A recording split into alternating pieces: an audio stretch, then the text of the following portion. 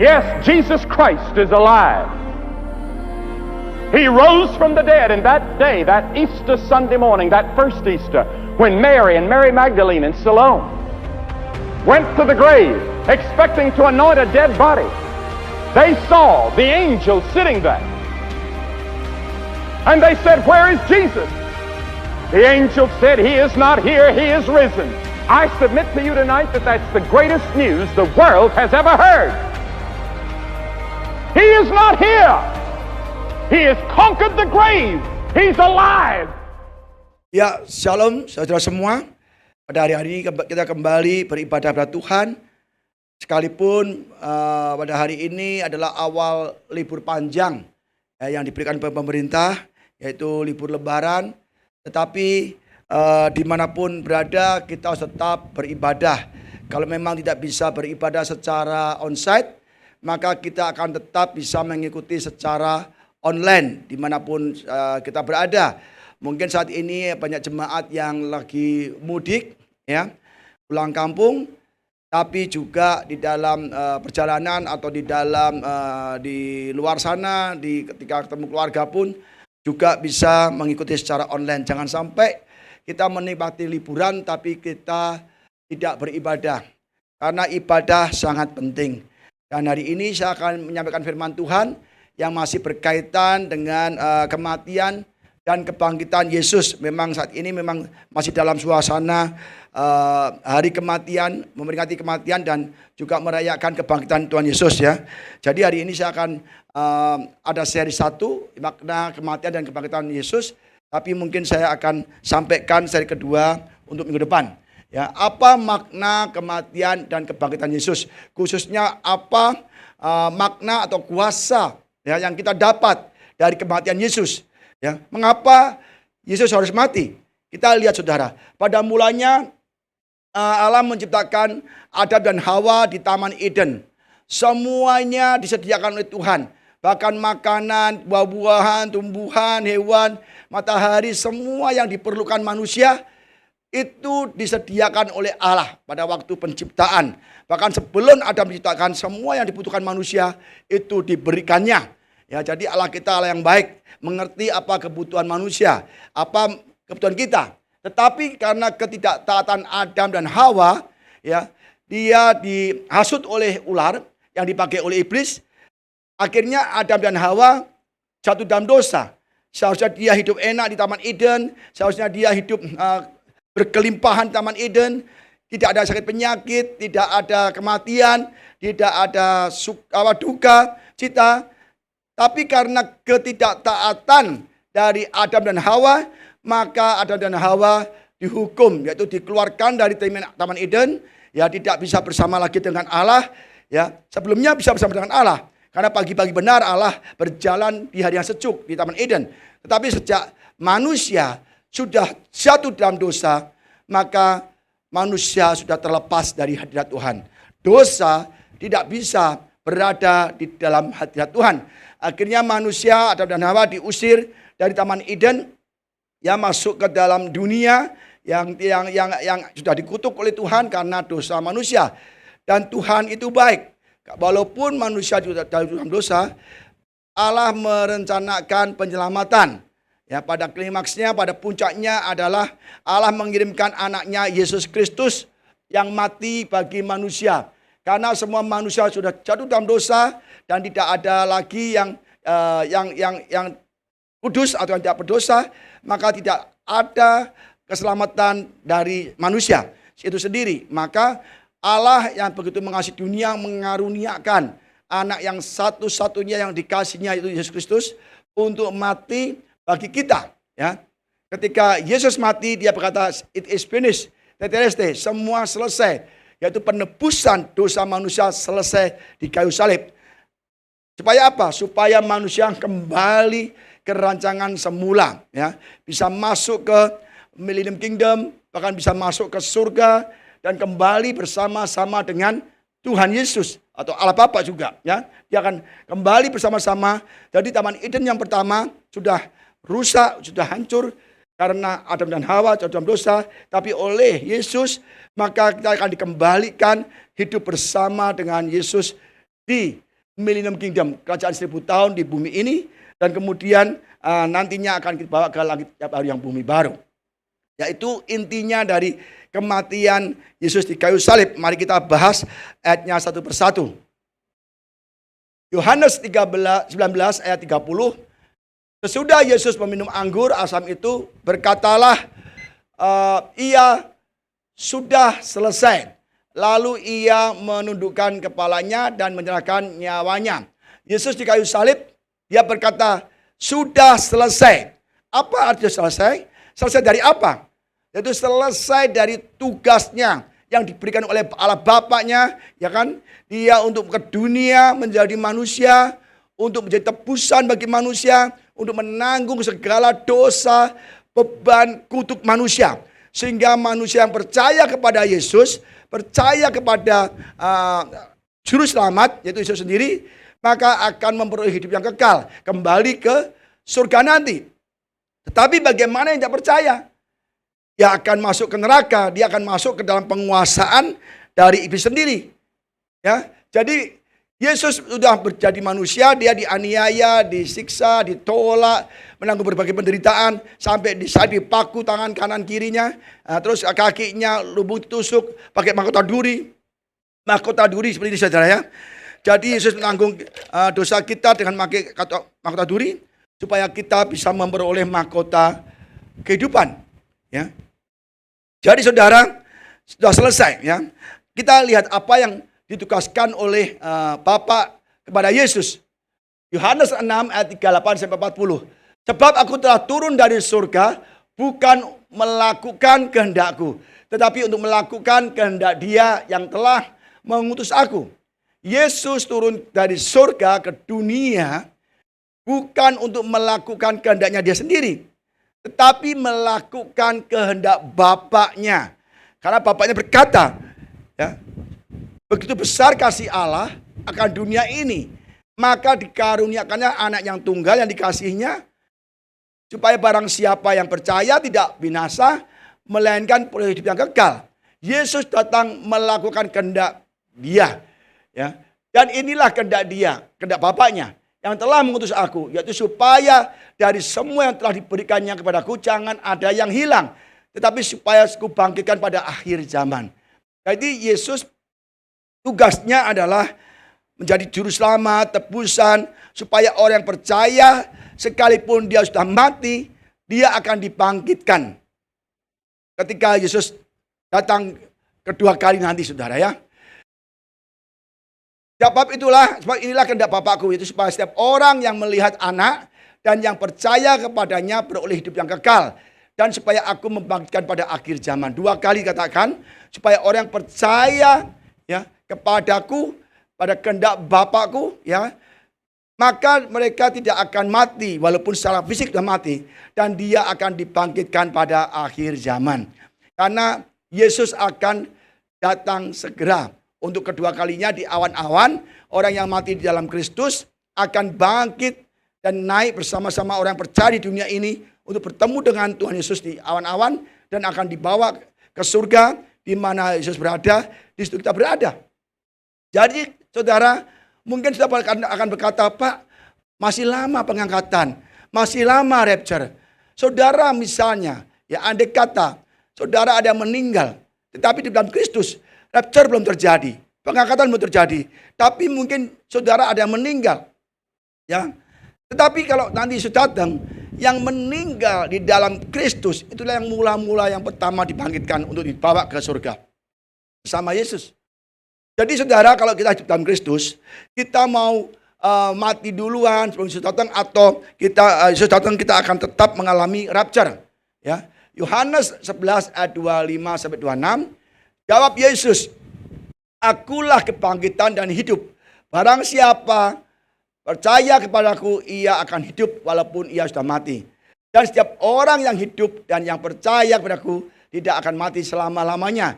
Percayakah engkau akan hal ini? Yesus sendiri mengatakan bahwa Dia adalah kebangkitan dan hidup. Ya, jadi kita dengar berkali-kali, ya, saudara jangan keraskan hati. Percaya kepada Yesus, Dia telah mati, ya kan, dipaku, tangan kakinya, mahkota duri, ya. Dia disalib. Saudara, tidak ada orang mau disalib. Apalagi untuk orang yang berdosa, apalagi untuk musuhnya.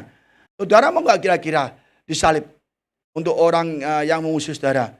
Pasti nggak mau, ya kan? Kita tidak mau berkorban nyawa kita atau di penjara atau dikebukin atau disiksa bagi orang lain, ya, apalagi bagi musuh kita. Tapi Yesus lihat aja, ketika ia disalib, dia mengatakan, dia berdoa pada Bapaknya untuk musuh-musuhnya. Bapa, ampunilah mereka, karena mereka tidak tahu apa yang mereka telah berbuat. Jadi kita benar-benar harus percaya bahwa Yesus itu datang ke dunia untuk menebus dosa manusia. Ya, kita lihat sejarah dosa manusia, ya. Karena ketidaktaatan, manusia mengalami kematian, putus hubungan dengan Allah. Ya, Kejadian 2 ayat 16 1:11, kita flashback sedikit ya, saudara. Lalu Tuhan Allah memberi perintah ini kepada manusia. Semua pohon dalam taman ini boleh kau makan buahnya dengan bebas. Tetapi pohon pengetahuan tentang hal yang baik dan yang jahat itu, janganlah kau makan buahnya, sebab pada hari engkau memakannya, pastilah engkau mati. Ya, kita garis bawahi, semua pohon dalam taman ini boleh kau makan buahnya dengan bebas. Tuhan menyediakan makanan. Waktu itu makanannya memang dari pohon, dari tumbuh-tumbuhan. Kamu boleh makan buah apapun di taman ini. Sekalipun buah itu apapun bentuknya yang kau sukai, kau boleh makan sepuas-puasnya dengan bebas, sekenyang-kenyangnya. Tanpa bekerja kan, Tuhan sediakan semua makanan manusia. Hanya satu saja, satu pohon yang nggak boleh kau makan. Ya, tapi ada melanggar. Padahal semua orang, ya kan, semua pohon boleh dimakan. Hanya satu saja nggak dimakan. Manusia penasaran. Ini kenapa ya? Kok ada pohon nggak boleh dimakan? Wah, jangan-jangan ini yang enak. Jangan-jangan ini beda rasanya yang lain. Ya kan? Akhirnya manusia mulai tergoda. Karena apa? Iblis tiap hari membisikkan. Iblis membisikkan, oh kamu kalau makan tidak mati. Kalau makan kamu akan melihat hal yang baik dan yang jahat, kamu mengetahuinya. Dan akhirnya manusia, khususnya Hawa, dia melihat bahwa pohon ini enak dipandang, sedap dipandang, kayaknya enak, nikmat. Apalagi memberikan pengetahuan yang baik dan yang jahat. Akhirnya saudara, Hawa memakannya. Dan segala memakannya. Ketika memakannya, maka Adam dan Hawa saat itu juga putus hubungan dengan Allah. Secara fisik belum mati. Tapi secara roh, secara hubungan sudah putus. Ya. Toh akhirnya juga mati juga. Ya. Kita lihat ya. Tetapi ular itu berkata kepada perempuan itu, sekali-kali kamu tidak akan mati. Ya. Jelas sekali Adam dan Hawa mendengar bahwa kalau engkau makan buah ini, engkau akan mati. Tetapi setan menggoda, yang membisiki, menghasut, dan akhirnya Hawa lebih percaya kepada ular. Ya. Tapi apa akhirnya? Semuanya dihukum Tuhan. Ya, hukuman Tuhan atas ular, Adam dan Hawa. Kita lihat ya. Lalu berfirmanlah Tuhan Allah kepada ular, karena engkau berbuat demikian, terkutuklah engkau di antara segala ternak dan di antara segala binatang hutan, dan dengan perutmulah engkau akan menjalar, dan debu tanahlah yang akan kau makan seumur hidupmu. Aku akan mengadakan permusuhan antara engkau dan perempuan ini, antara keturunanmu dan keturunannya. Keturunannya akan meremukkan kepalamu dan engkau akan meremukkan tumitnya. Nanti ayat ini akan saya bahas secara khusus setelah ini saudara ya. Tapi kita baca dulu apa hukuman untuk ular, perempuan dan manusia itu ya. Firman-Nya kepada perempuan itu, pada Hawa, susah payahmu waktu mengandung akan kubuat banyak. Dan kesakitan engkau akan melahirkan anakmu, namun engkau akan berahi kepada suamimu. Dan ia akan berkuasa atasmu. Lalu firman-Nya kepada manusia itu, karena engkau mendengarkan perkataan istrimu, dan memakan dari buah pohon yang telah kuperintahkan padamu, jangan makan daripadanya, maka terkutuklah tanah karena engkau. Dengan bersusah payah engkau akan mencari rezekimu dari tanah seumur hidupmu. Semak duri dan rumput duri yang akan dihasilkan bagimu. Dan tumbuh-tumbuhan padang akan menjadi makananmu. Dengan berpeluh engkau akan mencari makananmu sampai engkau kembali menjadi tanah. Karena dari situlah engkau diambil sebab engkau debu dan engkau akan kembali menjadi debu. Hukumannya sangat berat saudara. Ya. Dulu dia di Taman Eden begitu bisa menikmati segala yang diperlukan dan menikmati semua berkat-berkat Tuhan. Tetapi semuanya hilang dan semuanya sudah tidak bisa dinikmati lagi karena ketidaktaatan Adam dan Hawa. Kita bahas lagi saudara. Kejadian 3:15, aku akan mengadakan permusuhan antara engkau dan perempuan ini, antara keturunanmu dan keturunannya. Keturunannya akan meremukkan kepalamu dan engkau akan meremukkan tumitnya. Saat manusia jatuh dalam dosa, di saat itu pula terjadi permusuhan. Allah berkata, aku akan adakan permusuhan antara keturunanmu ya, dan keturunan perempuan ini. Siapa keturunan perempuan ini? Adalah Yesus yang akan lahir nanti. Jadi saudara, Allah sudah merencanakan adanya penyelamatan, adanya permusuhan, bahwa iblis akan diremukkan. Karena sejak Adam dan Hawa jatuh dalam dosa, maka kuasa dunia itu diberikan oleh Adam kepada iblis. Betulnya iblis tidak punya kuasa atas dunia ini. Kuasa di dunia ini diberikan oleh Adam. Diberikan oleh Adam kepada setan. Jadi sejak dalam dosa, maka kuasa dunia ini ada di tangan iblis. Ya, kita lihat saudara ya. Lukas 4 ayat 5-8, kuasa apa yang diberikan ya.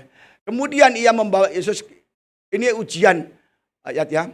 Suatu tempat yang tinggi dan dalam sekejap mata ia memperlihatkan kepadanya semua kerajaan dunia.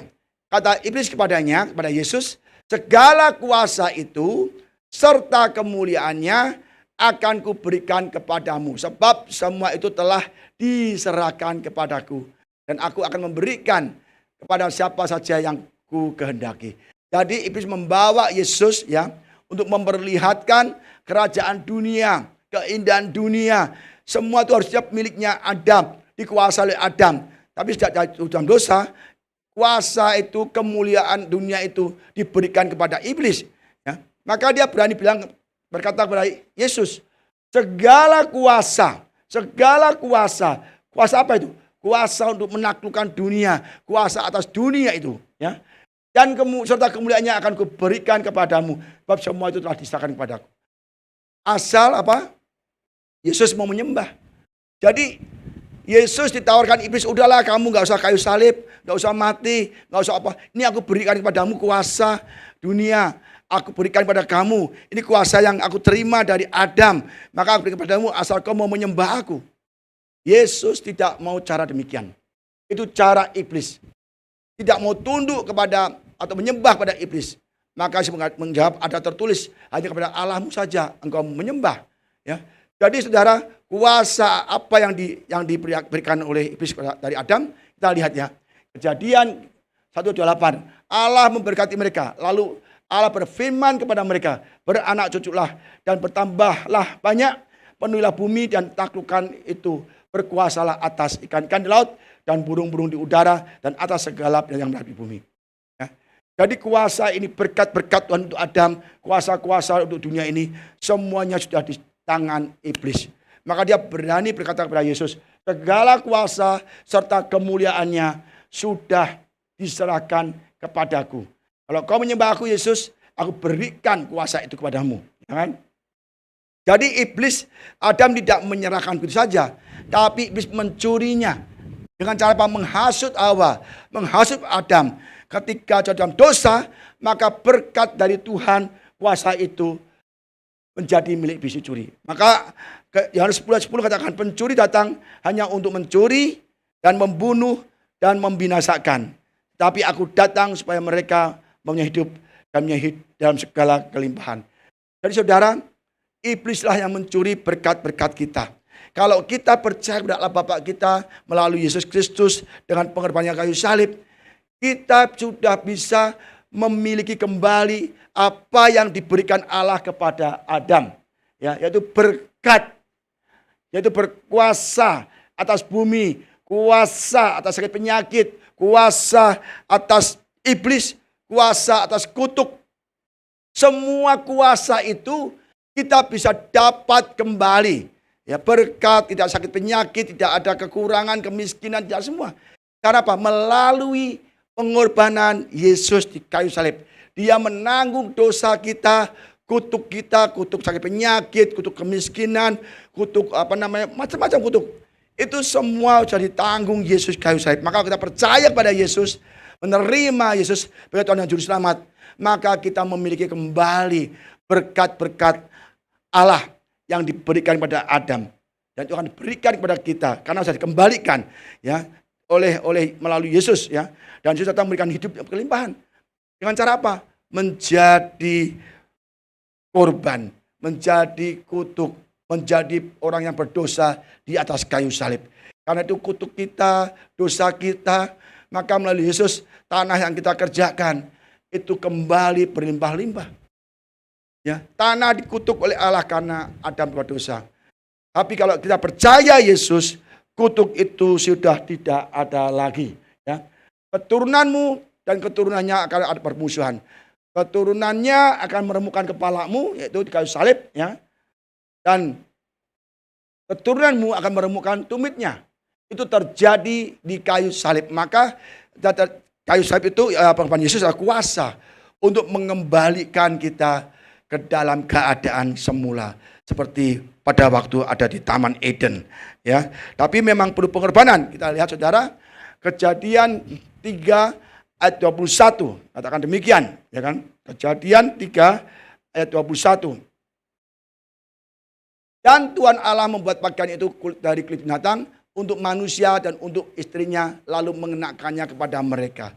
Dari awal ketika Adam dan Hawa jatuh dalam dosa, dan dia baru tahu kalau dia telanjang, Allah itu maha kasih.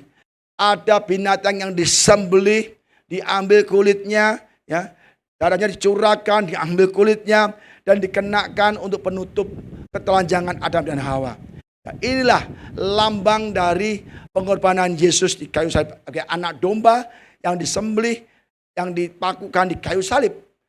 Mengapa? Seolah-olah Allah itu ingin darah.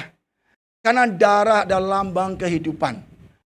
Jadi kalau kita dalam dosa, kita mati, harus ada pengorbanan, ada yang harus dipersembahkan. Maka waktu zaman Musa, ya, selalu ada pengorbanan hewan-hewan sembelihan. Dan hewan-hewan itu atau domba atau kambing atau lembu itu dipilih yang jantan yang tidak bercacat celah. Tidak bercacat dan tidak bercela. Ya, jadi satu kuku pun hilang nggak boleh, satu jari pun nggak boleh karena cacat. Itu lambang dari Yesus sendiri, bahwa dia adalah manusia yang sempurna, tidak ada dosa, tidak ada kesalahan, jadi Yesus layak untuk dipersembahkan kepada Tuhan sebagai penebus dosa. Kalau manusia nggak bisa, saudara. Siapapun kita, mungkin nabi, rasul, tokoh agama, pendiri agama, orang saleh manapun, tidak bisa memenuhi syarat jadi juru selamat. Karena mereka juga manusia. Karena manusia semua berbuat dosa dan hilang kemuliaan Allah. Dan dosa adalah maut. Jadi yang bisa memberikan keselamatan adalah Yesus sendiri. Ya. Jadi kita bahagia punya Yesus, ya. Dan itu dari awal sudah ada penyembelihan. Seperti yang terjadi di Keluaran, ya, 12 ayat 14. Dan darah itu menjadi tanda bagimu pada rumah-rumah di mana kamu tinggal. Apabila aku melihat darah itu, maka aku akan lewat daripada kamu. Jadi tidak akan ada tulah kemusnahan di tengah-tengah kamu apabila aku menghukum tanah Mesir. Hari ini akan menjadi hari peringatan bagimu. Kamu harus merayakan sebagai hari raya bagi Tuhan turun-temurun. Kamu harus merayakannya sebagai ketetapan untuk selama-lamanya. Jadi jelas bahwa gambaran yang terjadi di Mesir ini terjadi di kayu salib. Waktu tulah terakhir, bahwa Tuhan akan memusnahkan semua yang sulung, baik hewan maupun manusia, anak manusia, semua akan dimusnahkan. Dia berkata kepada bangsa Israel, kamu harus ambil anak domba, ya, disembelih, ya, anak domba jantan yang tidak bercacat dan disembelih. Nanti darahnya kamu oleskan di ambang pintu, di daun pintu dan ambang pintu. Supaya kalau aku melihat, maka aku tidak akan memusnahkan orang di dalamnya. Yang sulung ya saudara. Tapi kalau aku tidak melihat darah, itu aku akan membunuh semua yang sulung di dalamnya. Ini gambaran bahwa Yesus, kalau kita tidak mau memiliki darah Yesus yang telah mati kayu salib, kita tidak mau hidup di bawah darah Yesus, maka kita akan dimusnahkan. Kita mengalami kemusnahan. Maka saudara, ini lambang atau tipologi dari penyaliban Yesus. Kalau kita tidak menerima Yesus sebagai korban sembelihan, korban anak domba, maka kita tidak bisa selamat. Karena dari awal memang untuk keselamatan diperlukan pencurahan darah. Dan darah Yesus untuk semuanya dan untuk selama-lamanya. Jadi kita harus percaya kepada Yesus ya. Dari awal sudah dikatakan berkali-kali. Maka Yohanes 1 ayat 29 mengatakan, pada keesokan harinya Yohanes melihat Yesus datang kepadanya dan ia berkata, lihatlah anak domba Allah yang menghapus dosa dunia. Ya. Jadi Yohanes sudah mengetahui bahwa dia adalah anak domba yang akan disembelih, yang akan dicurahkan darahnya di atas kayu salib. Dialah penghapus dosa. Jadi semua saat awalnya Yohanes sudah tahu, ya kan? Jadi harus benar-benar kita percaya kepada Yesus dan kuasa darahnya. Kita lihat apa yang terjadi di salib ya. Yesus dihukum supaya kita diampuni. Melalui darahnya yang dicurahkan di kayu salib. Ada kuasa pengampunan dosa. Ya. Yesus disakiti supaya kita disembuhkan. Oleh bilur Yesus kita disembuhkan. Yesus dijadikan dosa oleh dosa kita. Supaya kita dijadikan benar oleh kebenarannya. Yesus menjadi sangat berdosa, sangat terkutuk di kayu salib. Bukan dosanya dia, bukan kutuknya Yesus sendiri. Tapi menanggung kutuk manusia, dosa manusia, penanggung kesalahan manusia di kayu salib. Ya, supaya kita dibenarkan. Yesus menjalani kematian bagi kita, supaya kita menerima kehidupan. Yesus mati di kayu salib supaya kita yang percaya pada dia tidak binasa, melainkan oleh kehidupan yang kekal di surga. Ya. Yesus mengalami kemiskinan supaya kita menikmati kelimpahannya. Ya kan? Semua kutuk kemiskinan ditanggung Yesus. Maka kalau sampai ada orang Kristen yang hidupnya selalu kekurangan, ya kita harus cek kerohanian kita. Karena Yesus berkata, aku datang untuk memberikan hidup dengan kelimpahan. Setan yang mencuri kelimpahan itu datang untuk mencuri, membunuh, dan membinasakan. Kalau kita berkata, Pak, aku kok kekurangan terus, hidupku miskin terus. Coba saudara kita cek, ini bukan teologi kemakmuran, tapi Tuhan tidak mau anak-anaknya miskin-miskin. Kenapa? Kalau miskin gak jadi berkat, saudara. Ya, buktinya Abraham kaya. Ishak sangat kaya, Daud kaya, Salomo kaya. Banyak tokoh-tokoh di Alkitab yang kaya-kaya. Jadi jangan sampai kita hidup selalu kekurangan, hidup dalam kutuk kemiskinan. Karena kutuk itu sudah tanggung Yesus. Kita kadang-kadang dibisiki oleh iblis, jangan kaya-kaya loh, gak rohani. Kalau miskin lebih rohani kelihatannya. Saudara, itu iblis. Kita percayalah, kalau kita kaya oleh Tuhan, supaya kita menjadi berkat bagi Tuhan. Kalau kita kekurangan, kita bagaimana bisa memberikan berkat, menolong orang lain. Kita diberkati supaya kita memberkati. Jangan sampai kita diberkati, tapi kita gak pernah menjadi berguna bagi pekerjaan Tuhan khususnya. Ya kan? Sudah tahu banyak pekerjaan, Tuhan kasih kita pekerjaan yang baik, bisnis yang baik. Tapi kita nggak pernah memberikan persembahan bagi Tuhan. Apalagi persepuluhan. Jadi saudara, jangan sampai ditipu oleh iblis. Iblis itu maunya kita tuh susah, ya kan? Kita kekurangan. Nah, nanti iblis kasih solusi.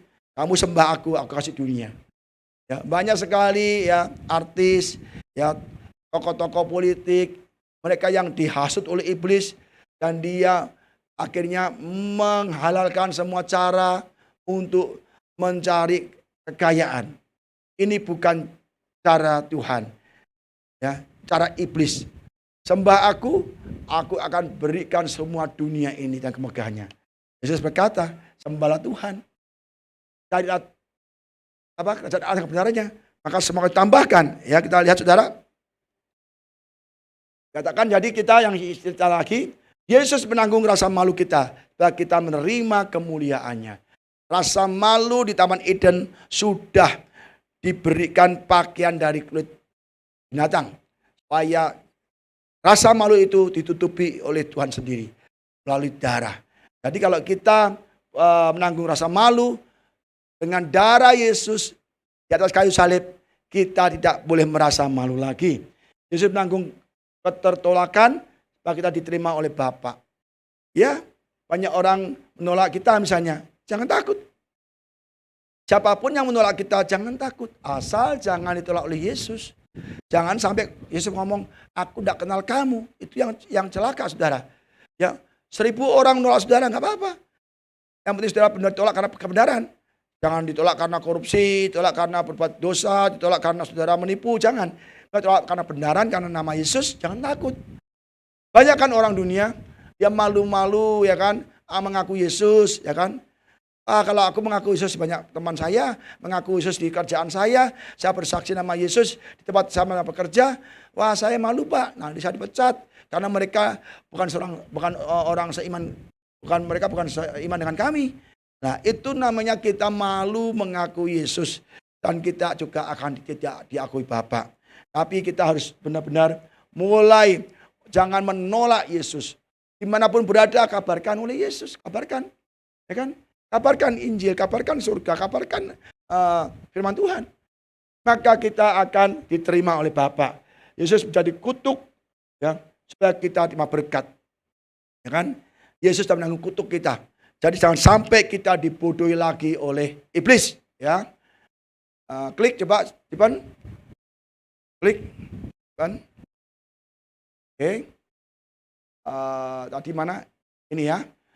Kolose 1 ayat 20-23. Dan oleh dialah ia memperdamaikan segala sesuatu dengan dirinya, baik yang ada di bumi maupun yang ada di surga. Sudah ia mengadakan perdamaian oleh darah salib Kristus. Juga kamu yang dahulu hidup jauh dari Allah dan yang memusuhinya dalam hati dan pikiran seperti yang nyata dari perbuatan yang jahat. Sekarang diperdamaikannya di dalam tubuh jasmani Kristus oleh kematiannya, untuk menempatkan kamu kudus dan tak bercela, tak bercacat di hadapannya. Sebab itu kamu harus bertekun dalam iman, tetap teguh dan tidak bergoncang, dan jangan mau digeser dari pengharapan Injil yang telah kamu dengar dan yang telah dikabarkan di seluruh alam di bawah langit. Ya, yang aku ini Paulus telah menjadi pelayannya. Jadi saudara, dengan pengorbanan Yesus kayu salib, kita telah diperdamaikan kembali pada Allah. Kalau Adam sudah putus hubungan dengan Allah karena iblis, karena dosa, dan oleh Kristus Yesus yang telah mati bagi kita, kita diperdamaikan kembali kepada Allah. Maka kita jangan berbuat dosa lagi. Jangan sampai putus hubungan lagi pada Allah. Kita tahu akibatnya ketika Adam dan Hawa putus dengan hubungan dengan Allah, dia akan sangat menderita di dunia ini. Karena dunia telah dikutuk oleh Allah. Adam dan Hawa yang sengsara, sakit penyakit, bekerja keras, makanya durian onak. Dan apapun yang kerjakan harus dengan jerih payah. Padahal sebelum jatuh dosa, masih ada hubungan baik dengan Allah. Segalanya diberikan kepada Adam dan Hawa. Berkat-berkat Allah diberikan. Jadi saat ini kalau kita percaya kepada Yesus, darahnya di kayu salib, kita punya kuasa menjadi anak-anak Allah. Kalau jadi anak Allah, Bapak kita ada pemilik surga, maka kita tidak akan kekurangan apapun. Baik sukacita, damai sejahtera, keuangan, kesehatan, kita tidak akan kekurangan apapun. Karena kita memiliki berkat Allah yang diberikan kepada Adam sebelum jatuh dalam dosa. Dan saudara, jangan lagi sampai kita putus hubungan dengan Allah yang telah diperdamaikan melalui pengorbanan Yesus. Ya kan? Jangan sampai lagi kita berbuat dosa, berbuat jahat, berbohong, apalagi berzina, mencuri, menipu. Ya, jangan sampai lagi kita ibadah nggak sungguh-sungguh, ibadah main HP, ibadah ngobrol, ibadah mencari keuntungan. Saudara, kalau ibadah saja mencari keuntungan, saudara sedang terputus dengan Allah. Karena motivasi saudara bukan lagi Allah, tapi adalah keuntungan. Ibadah apa hakikatnya? Berterima kasih, menyembah Tuhan, dan membawa persembahan. Tapi kalau kita ibadah hanya untuk mencari keuntungan, bisnis, untuk ngobrol, untuk main HP, itu bukanlah ibadah yang sejati. Ya, jadi mulai hari ini saudara harus berubah, ya, menjadi ciptaan yang baru, ibadah sungguh-sungguh, yang rajin ibadah, jangan males-malesan. Kalau ibadah jangan suka, gelisah, main HP, artinya saudara tidak suka di hadirat Tuhan, tidak suka berada di Taman Eden. Ya, artinya Taman Eden yang baru nanti di Millennium Kingdom, di bumi dan di langit baru, bumi baru. Di surga nanti. Jadi saudara, mulailah kita waspada, ya. Karena dengan kematian Yesus, dosa-dosa kita sudah dihapuskan, kita dikembalikan kepada Allah lagi. Kolose 2 ayat 14-15. Dengan menghapuskan surat utang, ya, yang oleh ketentuan-ketentuan hukum mendakwa dan mengancam kita. Kita itu berhutang, ya, didakwa oleh iblis. Ya, kita itu dalam rumah penggadaian yang dimiliki iblis. Dan semua orang dalam penggadaian, siapa yang bisa nebus? Nggak bisa. Itu orang yang nggak berhutang, saudara, ya. Dan itu ditiadakannya dengan melakukannya pada kayu salib. Jadi hanya Yesus yang bisa menebus kita dari rumah penggadaian iblis. Karena semua orang telah berbuat dosa dan jiwanya, rohnya semua dalam penggadaian, dalam kuasa iblis. Yang bisa menebus saudara adalah orang yang di luar rumah penggadaian iblis, yaitu Yesus sendiri. Ya. Ia telah melucuti pemerintah dan penguasa-penguasa dan menjadikan mereka tontonan umum dalam kemenangannya atas mereka. Jadi saat Yesus mati kayu salib, ya, maka hutang kita lunas. Kita menjadi milik Yesus karena kita tebus oleh Yesus, dan iblis, ya, tidak punya kuasa lagi. Kuasa yang diberikan oleh Adam kepada iblis diambil kembali oleh Yesus melalui sabda Allah. Kita percaya kepada Yesus dan kepada saudaranya, maka kuasa yang diberikan Allah kepada Adam itu kembali kita miliki. Maka kita akan melucuti iblis, yang mengalahkan sakit penyakit, mengalahkan kutuk oleh kuasa dari Yesus sendiri. Maka saudara, jangan sampai kita nggak percaya. Banyak orang nggak percaya, Pak. Aduh, sakit tuh nggak bisa sembuh, Pak.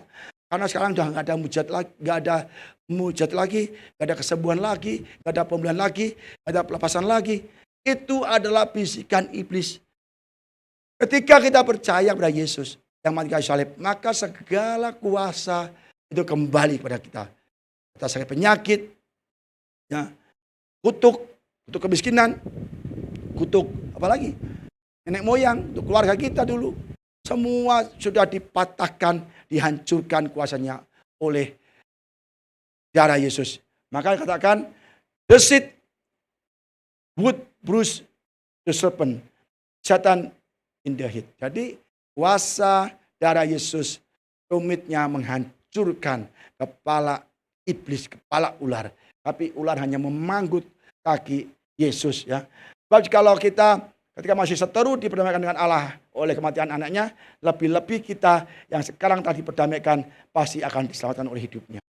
Jadi saudara, ketika manusia menjadi seteru musuh Allah, yang musuh Yesus, mereka diselamatkan, ya kan, melalui kematian anaknya, diperdamaikan supaya mereka percaya.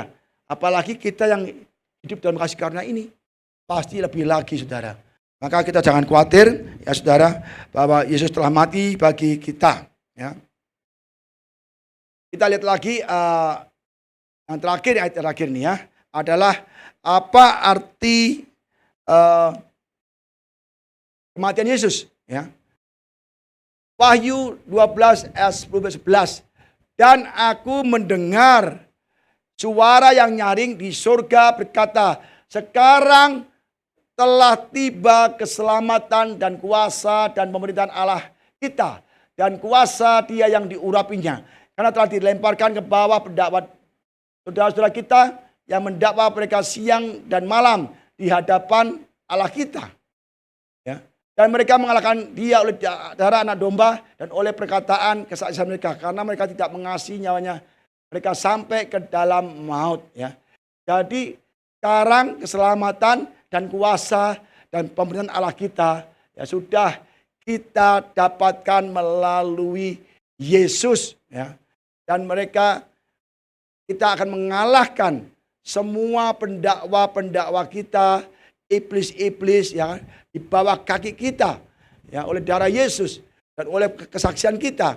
Maka kalau kita membaca firman Tuhan, mengalami kebaikan Tuhan, saksikanlah. Iblis gak suka kita bersaksi kebaikan Tuhan. Kalau kita bersaksi kebaikan Tuhan, maka iblis akan dikalahkan. Ya. Roma 8 ayat 5. Dan mereka yang telah ditentukan dari semula, dan mereka itu juga dipanggilnya, dan mereka yang dipanggilnya, mereka juga dibenarkannya. Dan mereka dibenarkannya, mereka itu juga dimuliakannya. Jadi kita ditentukan dari semula, ya, untuk kita menerima pemulihan, berkat, dan kembali pengampunan dosa, dan akan dikembalikan dengan rencana semula. Mereka juga dipanggilnya, dan yang panggil dibenarkannya, dan juga dimuliakannya. Lah kita mau nggak dipanggilnya? Banyak orang dipanggil, tapi nggak mau. Banyak orang dibenarkan tapi nggak mau. Hidup dalam dosa terus dipanggil nggak mau. Ibadah nggak mau. Saudara, kita jangan sampai kita bebal. Karena Tuhan itu baik. Sudah berikan kita kebaikan-kebaikan, kasih karunia, kuasa darahnya, pengorbanannya. Tapi kita tetap bebal, tetap tidak mau sungguh-sungguh beribadah kepada Tuhan. Nanti kalau Tuhan datang, ya kita tidak akan terangkat. Ya. Sebab itu, apakah yang akan kita katakan tentang semua itu? Jika Allah di pihak kita, siapakah yang akan melawan kita? Ia yang tidak menyayangkan anaknya sendiri, tetapi yang menyerahkannya bagi kita semua. Bagaimanakah mungkin Ia tidak mengaruniakan segala sesuatu pada kita bersama dengan Dia? Jadi kalau Allah itu memberikan anaknya, ya, menyerahkan anaknya yang tunggal, ya, apalagi yang kita butuhkan, pasti diberikan. Anaknya dikasihi, anaknya satu-satunya diberikan. Pasti segala yang dibutuhkan akan diberikan juga. Kita lihat Abraham. Anak satu-satunya, anak yang dikasihinya, anak yang dinantikan 25 tahun. Begitu anak ganteng, gagah, ya kan, cakep, disayang sekali, sangat disayang. Tapi ketika Tuhan berkata, Abraham, bawalah anakmu Ishak yang kau kasih itu, bawalah ke gunung, sembelihlah dia bagi korban bakaran. Tapi Abraham sangat taat. Dia membawa Ishak, ya, ke gunung dan Ishak mau disembelih. Tapi ketika Tuhan tahu bahwa Abraham sangat mengasihi Tuhan lebih dari anaknya, ketika Abraham mengangkat pesonya, Abraham, jangan kau apa-apakan anak itu. Jangan kau bunuh anak itu. Karena aku tahu bahwa engkau mengasihi aku lebih dari anakmu. Jadi kalau Abraham mengasihi Tuhan lebih dari anaknya, maka Tuhan menjadikan Abraham bapak orang beriman. Bapak dari segala bangsa, diberkati, berlimpah-limpah Abraham itu. Menjadi berkat bagi bangsa-bangsa.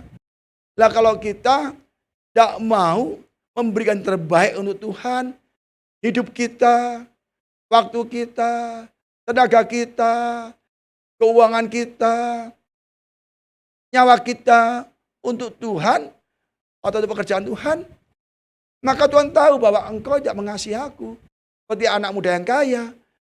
Tuhan harus melakukan semuanya yang baik yang keperintahkan. Apa kata Yesus? Ada satu yang kurang. Kamu pulanglah, jual hartamu, bagian orang miskin, ikut aku. Apa artinya? Orang muda kaya itu tidak mau. Karena hartanya banyak. Yesus berkata, orang kaya yang cinta uang susah masuk surga. Sangat sulit masuk surga. Bukan karena Tuhan itu menentang kekayaannya. Tapi Tuhan menentang bahwa dia cinta uang. Tidak mencintai Yesus. Yang lebih mencintai uangnya daripada Yesus. Kaya boleh-boleh. Kalau kita kaya juga enak. Dan Tuhan kan bisa memberkati pekerjaan Tuhan, bisa menolong yang miskin, bisa berguna bagi Tuhan. Makanya ada kata, ada firman, muliakanlah Tuhan dengan hartamu. Tapi kalau kita kekurangan, terus kita ngutang sana, ngutang sini, ya nggak jadi saksian yang baik. Jadi kita jangan sampai dibisiki iblis. Kamu berdoa, Tuhan nggak tolong kamu. Oh, kamu berdoa, Tuhan nggak dengar kamu. Tuhan berkata, anakku saja aku berikan untuk kamu. Yang aku kasih, apalagi yang kau butuhkan. Aku pasti kasih semua, ya kan? Bagaimana mungkin ia tidak mengaruniakan segala sesuatu pada kita bersama dia? Siapakah yang akan menggugat orang-orang pilihan Allah? Allah yang membenarkan mereka. Siapakah yang menghukum mereka? Tidak ada lagi yang menghukum mereka karena Yesus telah mati untuk mereka. Ya, Kristus Yesus yang telah mati, bahkan lebih lagi yang telah bangkit, yang juga duduk di sebelah kanan Allah, yang malah menjadi pembela bagi kita. Siapakah yang akan memisahkan kita dari kasih Kristus? Penindasan atau kesesakan atau penganiayaan atau kelaparan atau ketelanjangan atau bahaya atau pedang? Tidak bisa lagi kita dipisahkan oleh dari Kristus, ya. Kenapa? Yesus telah mati dan bangkit dan menjadi pembela kita. Bagi kita yang mau terima Yesus, bagi kita yang percaya Yesus, bagi kita yang mau hidup untuk Yesus. Maka Paulus berkata, hidup untuk Kristus, mati adalah keuntungan. Kita kalau mati dalam Kristus, oh senang saudara, keuntungan. Tapi kalau kita tidak dalam Kristus, mati adalah bencana. Mati adalah malapetaka. Mati adalah mengerikan. Tapi dalam Kristus, kita mati langsung kita masuk ke Firdaus bersama Yesus. Enak kan? Jadi tinggal percaya saja, gampang kok. Kalau nggak mau ya. Yang terakhir kayaknya. Ya. Wahyu 5 ayat 1 sampai 5 dan 10.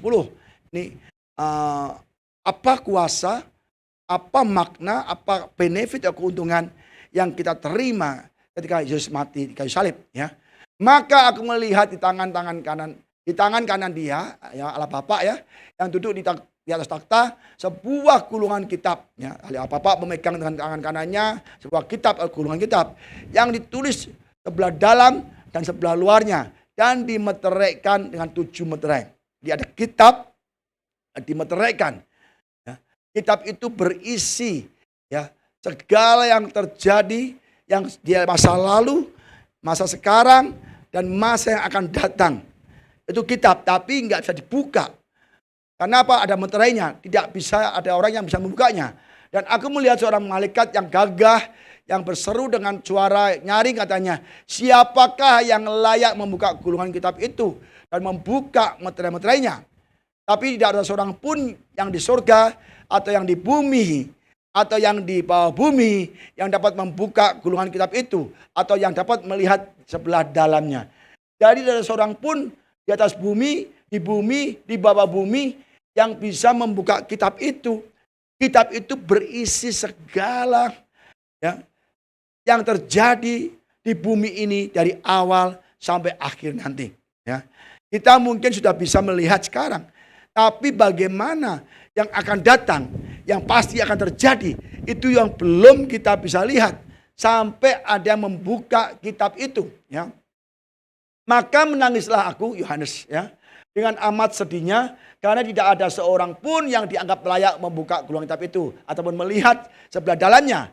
Lalu berkatalah seorang dari tua-tua itu padaku, jangan engkau menangis. Sesungguhnya singa dari Yehuda, yaitu tunas Daud, telah menang sehingga ia dapat membuka gulungan kitab itu dan membuka ketujuh meterainya.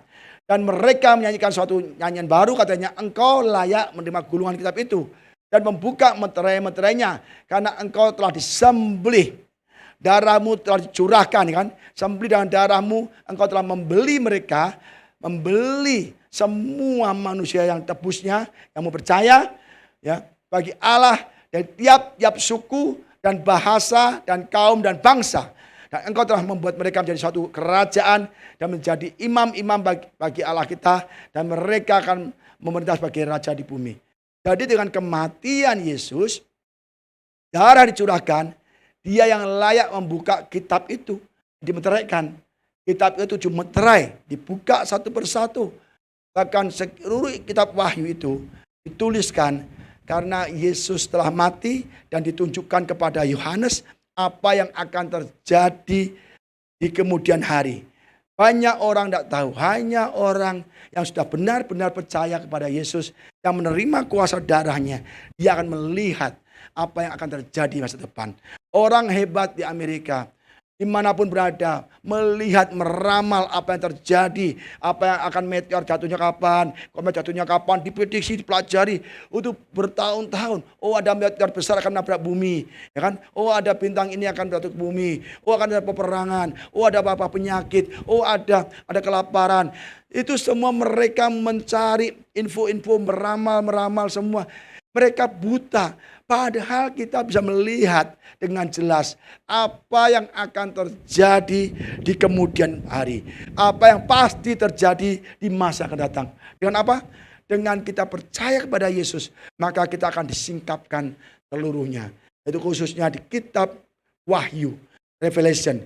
Ini adalah kitab Wahyu, ini adalah kitab mencakup dari awal bumi dijadikan sampai akhir bumi. Ya, bumi berlalu dan kita akan ada bumi baru, langit baru. Semua sudah ada di kitab Wahyu. Dan itu disingkapkan, dibukakan. Maka Revelation kita artinya apa? Apokalipsme. Artinya apa? Disingkapkan, dibukakan, diwahyukan bagi orang yang percaya dan menerima kuasa darah Yesus. Jadi saudara, kuasa darah Yesus adalah memberikan kita keselamatan, ya, membebaskan kita dari dosa, dari kutuk, dari segala yang tidak baik, bahkan mengembalikan berkat-berkat Tuhan yang dicuri iblis, dan yang juga akan membukakan mata kita kepada apa yang akan terjadi di kemudian hari. Maka kalau kita percaya Yesus sungguh-sungguh, maka Tuhan akan memberikan kita mata rohani kita dibukakan untuk melihat segala apa yang terjadi. Dan kita bisa berjaga-jaga, bersiap-siap kalau Tuhan akan datang segera. Ya, kalau kita percaya Yesus tidak datang seperti pencuri, tapi kita tahu sudah bersiap-siap, sedia, sudah antisipasi. Tapi bagi yang tidak percaya, yang tidak menerima atau menerima darah Yesus, mereka kalau Yesus datang, dia menjadi kejutan, tapi dia terlambat, saudara. Jadi penting sekali, itulah makna dan kuasa dari kematian Yesus. Nanti berikutnya akan saya sampaikan minggu depan tentang kuasa dan makna dari kebangkitan Tuhan Yesus. Tuhan Yesus berkata saudara semua, kiranya firman Tuhan ini menjadi kekuatan bagi saudara, bahkan saudara akan ingat segala sesuatu yang Tuhan lakukan di kayu salib. Sungguh banyak maknanya, sungguh banyak kuasanya. Jadi saudara dimana berada harus tetap hidup di dalam Kristus Yesus. Jangan berbuat dosa lagi, jangan berbuat kesalahan lagi, jangan hidup dengan perbuatan sia-sia kita yang membawa kita kepada binasaan, tapi berbaliklah dari dosa kepada Yesus Kristus. Tuhan Yesus memberkati saudara semua. Bapak, terima kasih kebaikan-Mu. Firman-Mu telah disampaikan tentang kuasa makna kematian-Mu di kayu salib. Kami benar-benar terbuka Tuhan. Kematian-Mu bukan saja untuk memberikan kami keselamatan, menyembuhkan kami, memulihkan kami dari kutuk, dari apapun, tetapi juga membukakan mata rohani kita tentang apa yang akan terjadi, apa yang pasti akan terjadi, sehingga kami tahu, kami bisa antisipasi, kami bisa bersiap siaga, kami berjaga-jaga, karena kami tahu orang yang tidak mengenal Engkau akan terkejut, akan benar-benar takut menghadapi masa yang datang.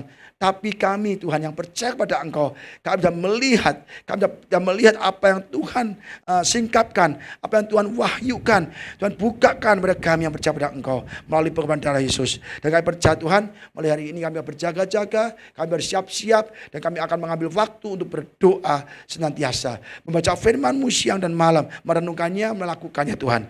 Sehingga ketika Kau datang kepada dalam dunia ini, kami akan semuanya terangkat.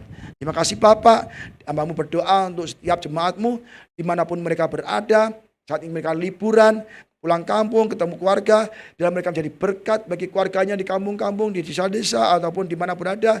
Mereka menjadi kesaksian bagi banyak orang, dan melalui jemaat-Mu tempat ini, mereka bisa menjadi berkat, menjadi saksi pada seluruh keluarga. Sehingga kalau mereka diselamatkan, keluarga mereka juga ikut diselamatkan. Terima kasih Bapak, sertai lindungi semua yang dalam perjalanan atau dalam liburan panjang ini Tuhan.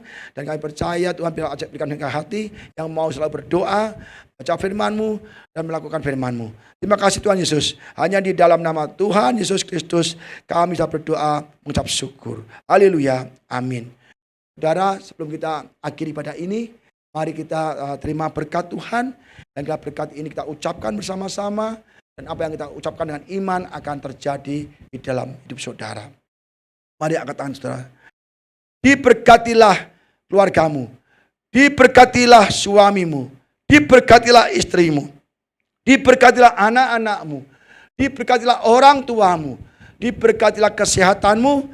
Diberkatilah pekerjaan baik yang kau lakukan. Diberkatilah kau dengan hati yang mau taat dan setia sampai Tuhan menjemput kita di awan-awan kemuliaan.